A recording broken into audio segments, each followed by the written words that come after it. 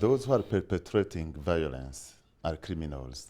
A crime does not have color.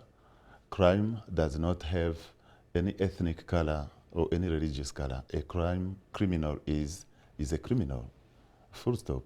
Anybody caught indulging in violence in Burundi has to face the full force of the security forces and has to face the full force of the law. The reports that emerge out of Burundi say that it's only the opposition supporters or opposition figures that are being arrested, are being tortured, and a lot of extrajudicial killings. These are claims that cannot be substantiated.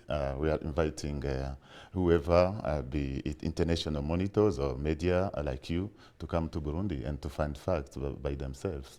Under what conditions would the government be prepared to accept these peacekeepers? For such a force to be deployed in a given country, there are 3 conditions which I will try to explain briefly.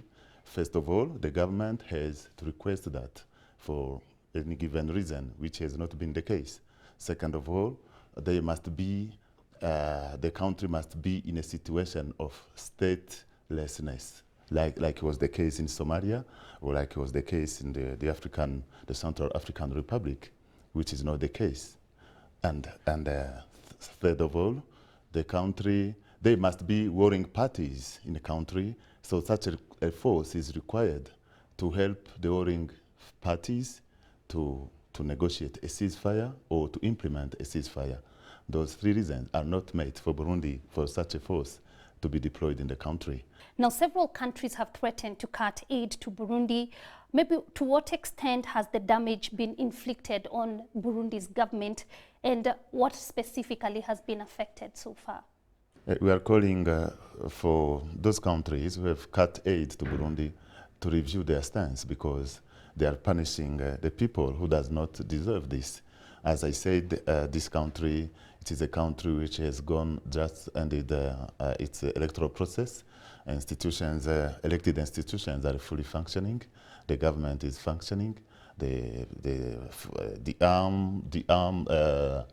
army, the security forces are fully functioning. So the people, this is the least they deserve in this particular circumstances. The country, of course, the economy was affected by this situation, but as I was saying, the situation is improving day after day.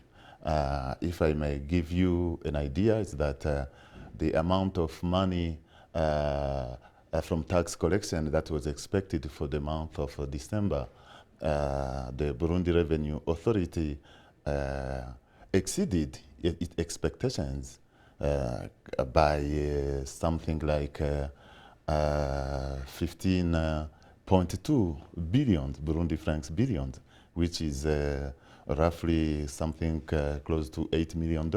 Any regrets by the president in the way he's handled the crisis? I wouldn't speak on his behalf, but what I would tell you is that the president thought he had put the country in the path of democracy since 2005, when he first achieved office. Now there are people who would like to take the country back to those years with transition government. This is something that the whole Burundian people must stand and fight against. I think this is one of the main regrets he must have. But things as they look now, the situation is improving.